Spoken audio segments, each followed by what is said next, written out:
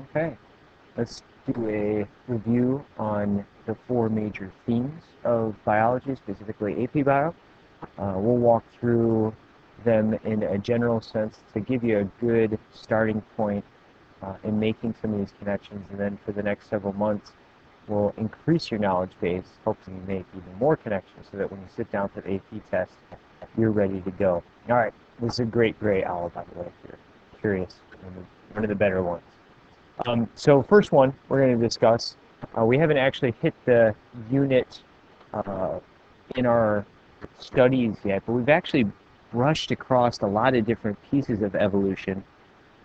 Starting out at the beginning of the year, we were doing some of our work with phylogenetic trees and with some of the comparisons that we were trying to make between the different genre of sedges, and then we were also looking at some of the diversity pieces as we've gone through looking at different types of organisms. So let's discuss some of the major things that evolution talks about, and hopefully you can make some of these connections as you're sitting down to write about it, given whatever scenario I decide to give you on test day. So one of the things that evolution helps us is to predict what's going to happen in the future, explain what's going on currently and what has happened in the past. One of the things is that you need to understand is evolution is a change over time. Specifically,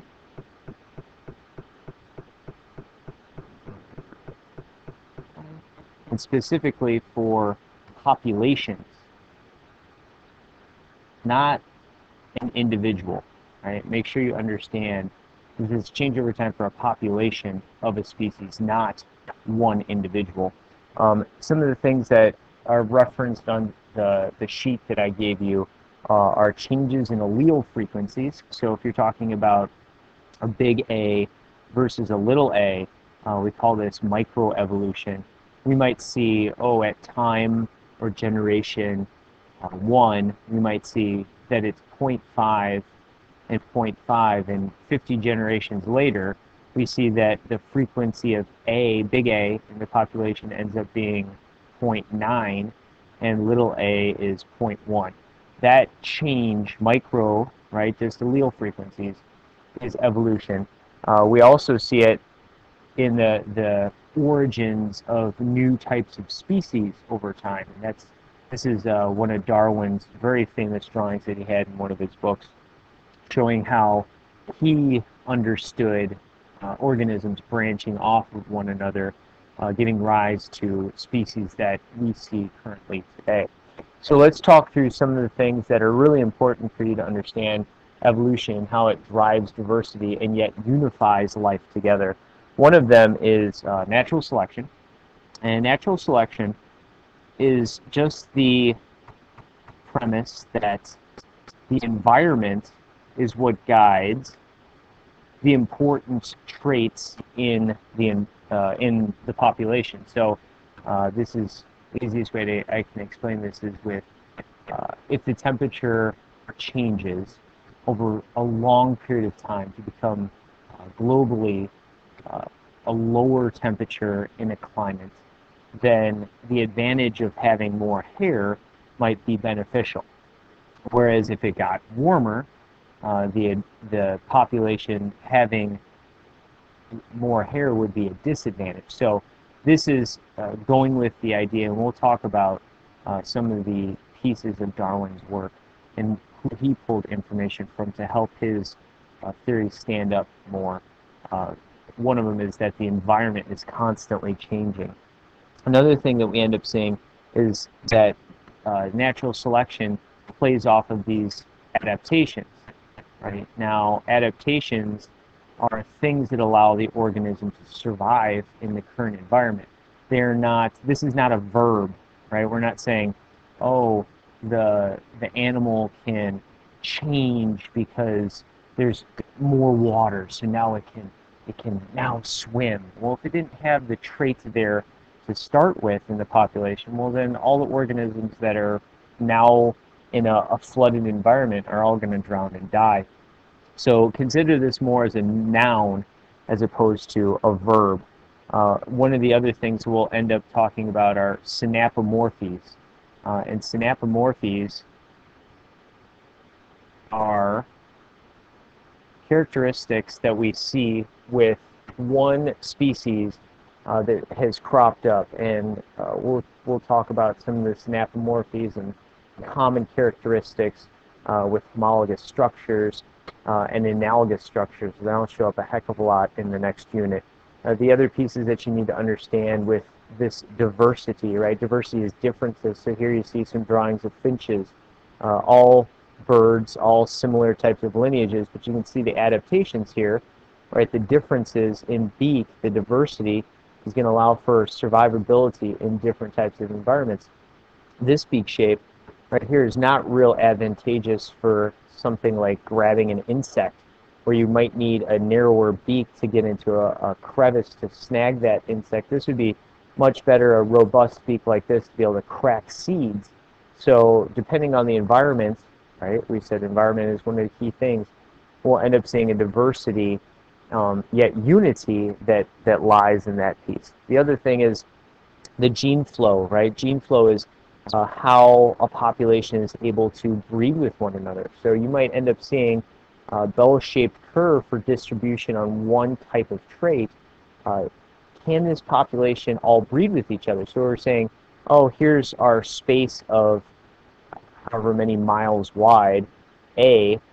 Can the individuals on this far side breed with individuals on this far side, or are they breeding with all, is there still continuity within that space of breeding? It doesn't have to necessarily be this individual with this individual. It could be all shouldered down, but there's a flow of genes all throughout that area. If we end up breaking gene flow, this can lead to new species forming and changing how the group dynamic of that population lays out. But do understand that this is a huge piece of our understanding of life and the future workings and past workings and present workings of life. All right, next thing that you definitely need to understand is how organisms are able to obtain energy, how they're able to use energy to allow themselves to grow, repair, and maintain homeostatic levels that they might need to survive. So the first thing that you need to understand, life, energy, the big thing is, without that beautiful star in the sky, the sun, none of the life that you see would be able to exist. The sun, energy is converted to essentially our working unit of ATP. Now, organisms can't just consume raw ATP and use that. It has to be converted inside the organism. So a lot of times what we see is organisms contain this organelle, the chloroplast, and those organisms we consider plants. There are some other exceptions to it, but we're just going to stick, for this example, plants are able to turn this sunlight energy using the chloroplast into glucose, which is something that can be transferred from organism to organism, and they're able to make their own ATP as well. The purpose of glucose for the plant is more of a long-term storage. They can turn glucose into things like starch, which is an even longer-term storage for them. But this way they can move the glucose throughout their own body systems and then turn that glucose into ATP. So the big things you need to understand, photosynthesis, right? We're going to turn sun into basically glucose. So you should understand the formula and what's working and what parts are made in the different sections of photosynthesis. So the formula, 6 CO2 plus 6 H2O make 6 O2s and C6H12O6 glucose. Right? This is very endergonic, meaning we need to put in ample amounts of energy in order to do this, because we're going from two very low energy molecules into a very rich energy molecule with lots of bonds in it. And the way we get this to happen is through sunlight. And you can't just put sunlight on these two reactants and hope that they turn into oxygen and glucose. So plants have a step pathway with lots of enzymes. And you don't have to know all the enzymes, you just need to understand how this is working. One of them is through light reactions, right, where they're able to harvest the sunlight and turn it into intermediate molecules, which will then allow us to do the second half of the reaction, turning the CO2 into glucose, right?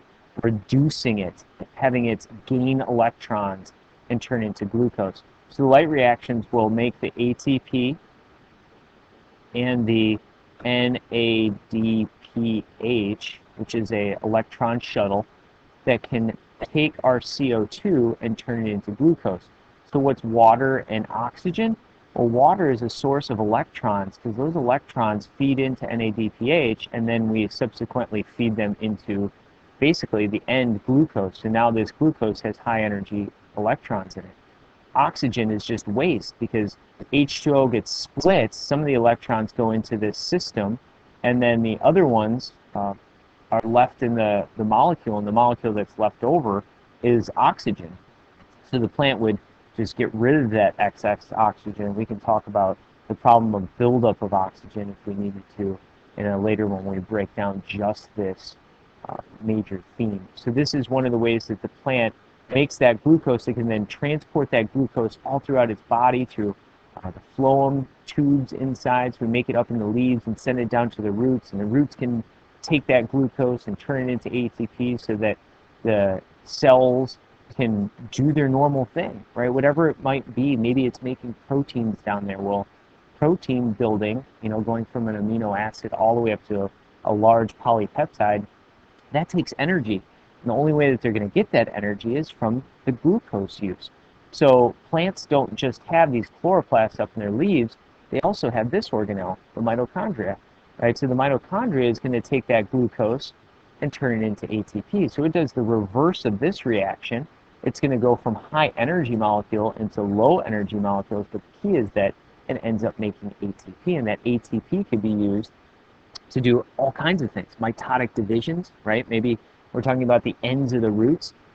Plants grow lengthwise only at their tips. So the very tip of the plant root, there's this little cap that helps it drill through the substrate, the soils or rocks or whatever it might be embedded into. But right behind that root cap are meristems or grow agents. And right there it can elongate the cells and push the cells downward and extend that root tip. The same thing happens up at the tips of the limbs of the plant. The plant will only grow out at the very tips. If it gains girth, it's a different type of growth, which is a cambium growth, which we can talk about. It forms the rings of the tree, but it'll only grow at the tips. So these mitochondria allow for that growth, or that making of the ATP. So you should know how this is done, and it does in a stepwise process. It first starts out in the cytosol here. We're going to turn glucose into 2 molecules of pyruvate, and that pyruvate then can be fed into the very interior of the mitochondria, the Krebs cycle. The Krebs cycle can make us all of our high energy electron shuttles, NADH and FADH2.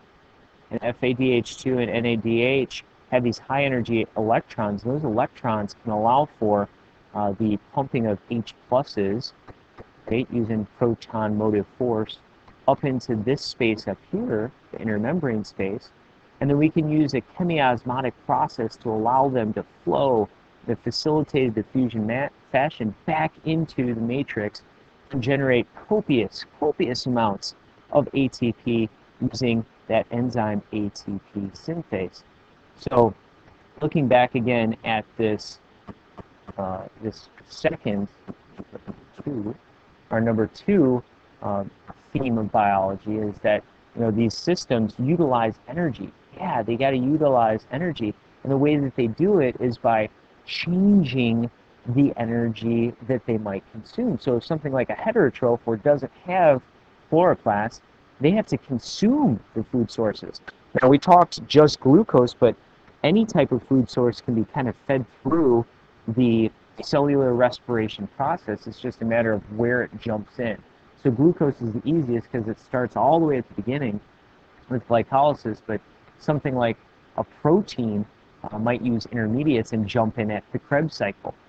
Fat's no different. So we have all these molecules that have calories, right? We consume these things. Calories is a unit of energy that we can and then turn into ATP, which is the currency of how anything's done. So you talk about, oh, you're moving your pencil right now, maybe making notes. You have muscles in your hand, skeletal muscles. Those skeletal muscles have myosin and actin, and myosin and actin can slide across each other and cause this contraction of sarcomeres, right? Sarcomere is a unit of muscle, and they pull together, and when they pull together, they're doing this through the use of ATP. And that ATP is only made because you ate the food, you digested the food down to its smallest unit, maybe a monosaccharide, absorbed it across the epithelial lining of your small intestine, circulated it through your blood, and it gets used wherever cells might need it. You know, maybe as you're sitting here thinking, the ATP is needed for your neurons, and your neuron firing is requiring ATP to keep your neurons at a sodium-potassium gradient that is at negative 70 millivolts so that the cell can fire when it gets stimulated. Hopefully this video has helped stimulating that for you. All right, so this is the number 2 one. We'll talk more, like I said, as we break these down, but at least this gives you an intro of some of these major themes and some of the cool stuff that you've already started to learn. All right, the next one, living system. Living systems retrieve, transmit, and respond to information essential for life processes. So let's talk about how the body stores it first. We're talking DNA and RNA, right? The nucleic acids is the big thing that we're talking with this piece here. So here's our building. Let me move this over. The way that we compact our DNA, so we've got basically 6 feet of DNA in every single one of your cells. So this 6 feet of DNA needs to be packed up. And the way it packs itself up, we've got this double helix, where we've got the nitrogen bases on the inside, hydrogen bonded together, a purine with a pyrimidine, an A with a T, a G with a C. That's all held together. They have covalent bonds down the side. And the way it gets all wrapped up, it wraps around these proteins called histones, which you're seeing here. And those beads roll up, and we call those nucleosomes then. And then these beads roll up even tighter, and that tighter fibering is called chromatin, right? If we condense that chromatin, fold it up even more, we could see it as a chromosome. So sections of DNA, they code for a protein, or code for a transcription factor, a piece of RNA. We call those gene pieces, right? So sections of DNA are genes. So sections of chromosomes are genes, and alleles are different forms of that gene. So we store it in the form of DNA and RNA. How do we retrieve it? Well, the key thing is you have to get it unpacked. So we're not going to transcribe or translate anything as a chromosome sits like this. You have to basically unwind it. And there's different types of mechanisms that can cause this. There's methylation and acetylation, which we'll talk about more, where we break open or open up these nucleosomes so that we can expose the DNA ladder. And when we expose that DNA ladder, we can bring in promoting factors. We can start doing transcription, right, turning the DNA into RNA, and then doing translation, turning the RNA into protein. And that's you making your phenotype. So right here, this is your genotype. Whereas phenotype is how you look, right? How you respond, the hormones, all that stuff that makes you is your phenotype. The DNA is just basically the holder of the code. So how our body responds to this stuff is huge, right? The last piece.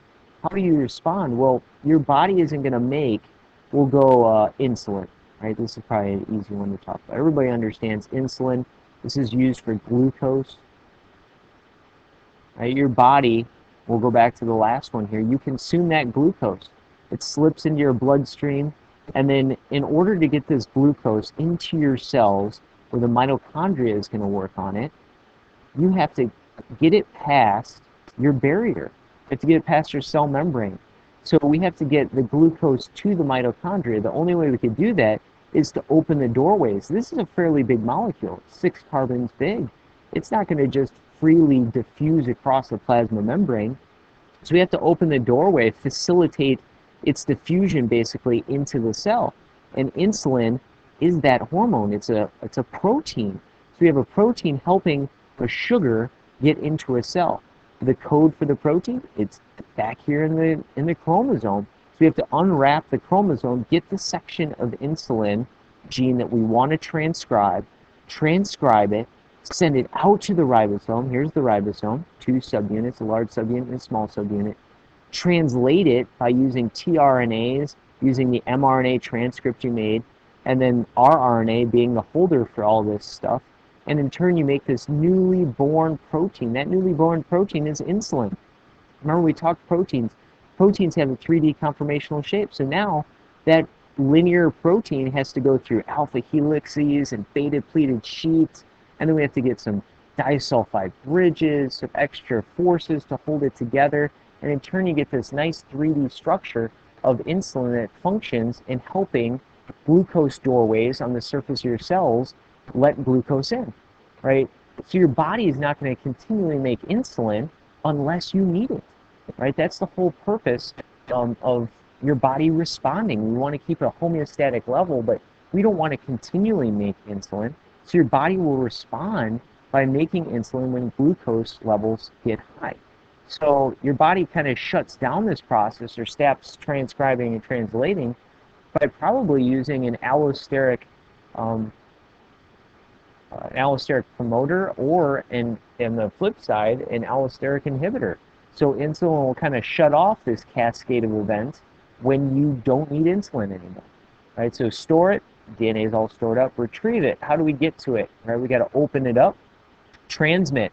This is the last one we haven't talked about. How does your body transmit? Well, in humans, we do transmission of information in two ways. One, if we're going to make a new cell, right, transmit it to a new cell, we have to duplicate it, and that's what you're seeing here, a duplicated chromosome, where if one chromatid is the same information as the other chromatid, we're going to split those apart. They're going to become chromosomes into their own separate cells, and then the brand new cell that forms after mitosis is exactly the same, or transmit it from one organism to the next.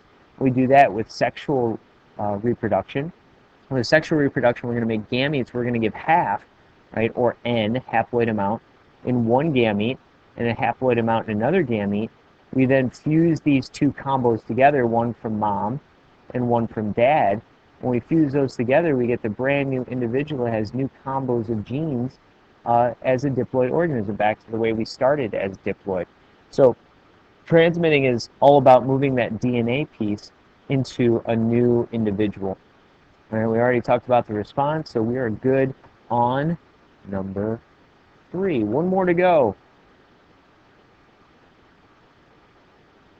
Okay, so this last one, number 4, is all about biological systems interacting, and these interactions possess complex properties. So I threw one image up here, which is just an energy pyramid, showing tertiary consumers, secondary consumers, primaries, and producers. So let's just talk about ecology, right? The study of organisms and their environment. One of the things that we got to understand is the breakdown of how all this works. So we have the organism as the smallest entity, organism in there. This is the smallest individual that you can look at that's in the living system. That organism, we bring a whole bunch of the same type of organism together, we now have a population.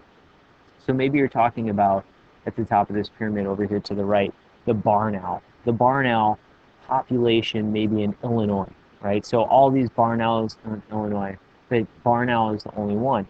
If we're going to talk about more complex properties here, we have to not just look at one population, but we need to talk about populations, right? So multiple populations. So here we have shrews, right, which is a rodent, very similar to a mouse, but they eat more insects.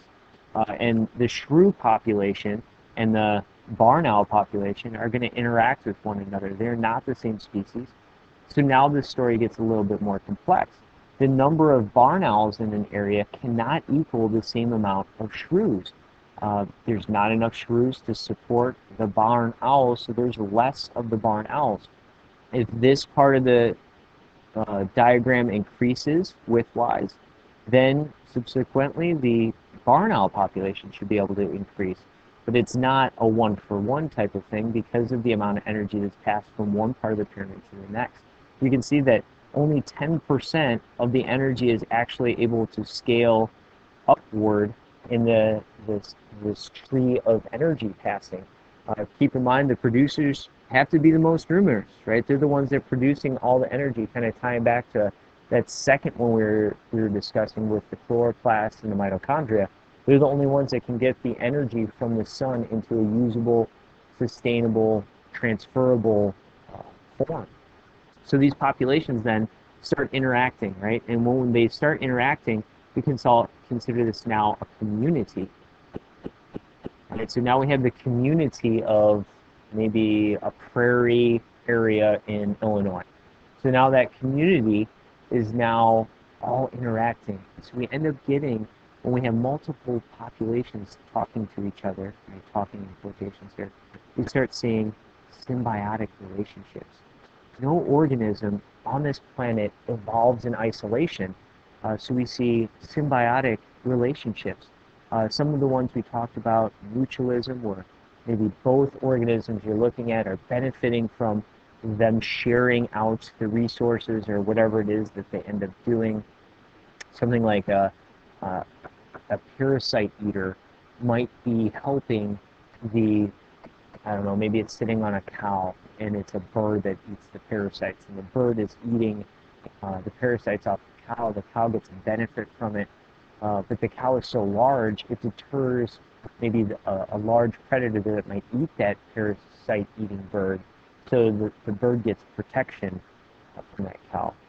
Something like a positive neutral or commensalistic is when you end up having one organism is benefiting by being near another organism, but the other one's not harmed. So something like a remora, where it sits on the bottom side of a shark, it's not sucking the blood from the shark, it's just hitching a ride. So then when the shark starts eating, they don't eat all dainty, they tear things apart. There's little bits and fragments of their dinner floating around. The remora detaches, grabs some food, and gets reattached. Shark's not harmed, but the remora benefits. And then we see positive negatives, or you end up seeing maybe one organism gets eaten and the other one gets the benefit of the food. Predation, right? Sucks to be eaten. That's a negative, or a parasitic, right? Where you end up having one organism is getting the nutrients from let's say a tapeworm, getting nutrients from you, and you're being harmed because your nutrients are being taken away. So these symbiotic relationships are super important, and the diversity of your area is going to allow for more symbiotic relationships, which means sustainability of that area is going to be much higher. The other thing we cannot forget about is how abiotic factors work in with this as well. In order to understand the entire complexity of the system, we need to realize that abiotic plays a huge piece, right? The non-living stuff, the sun allotment, the water, right? The nutrients in the soil, all these things allow for the organisms that live in those areas to continue to go, right? If there's not enough sunlight, well, then the producers have issues, which changes the whole dynamic of this pyramid. If there's not enough water, the plants can't survive and the animals can't survive, so that's going to change the whole dynamic. Minerals, right? Really cool ecosystems to look at are bogs, right? Floating mats of plant material on top of water that is so acidic or so full of tannins that virtually nothing can live in it, and in turn there's very little minerals. So a lot of the plants that live on these bogs actually have to get their minerals in a different way. And in turn, we see these really cool adaptations where we see a carnivorous plant, right? So pitcher plants or sundews or Venus flytraps are organisms that have adaptations that allow them to get minerals.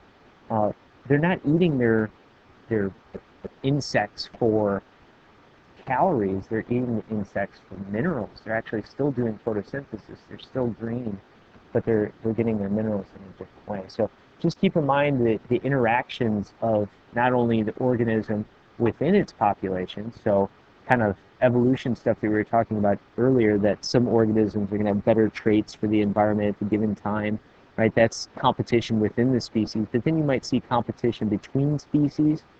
I see these relationships and dynamics between different living organisms within the community, but then also these abiotic factors and how they play a part as well. Remember, we talked about carrying capacities and how all populations kind of grow to reach up towards that carrying capacity, logistic growth, and we see these oscillations because of predator-prey interactions at that carrying capacity. A lot of populations that are coming out of disaster, newly introduced invasive species is another thing to kind of talk about, how they get this boom, right? They get an explosion, an acceleration, of exponential growth until they start reaching their resource capacity, and understanding how the abiotic factors play into that resource capacity is another big piece. Right, so this is just an intro, kind of give you a taste of how we've already talked about a lot of our four major themes here. We'll dive in individually to these as well, but at least this gives you a background. The free response that you'll see at the end of this week is going to be linked up to one of these four. Since we haven't talked about evolution in enough detail yet, I feel to make it fair for you, it'll only be 2, 3, or 4 that's free response. Good luck.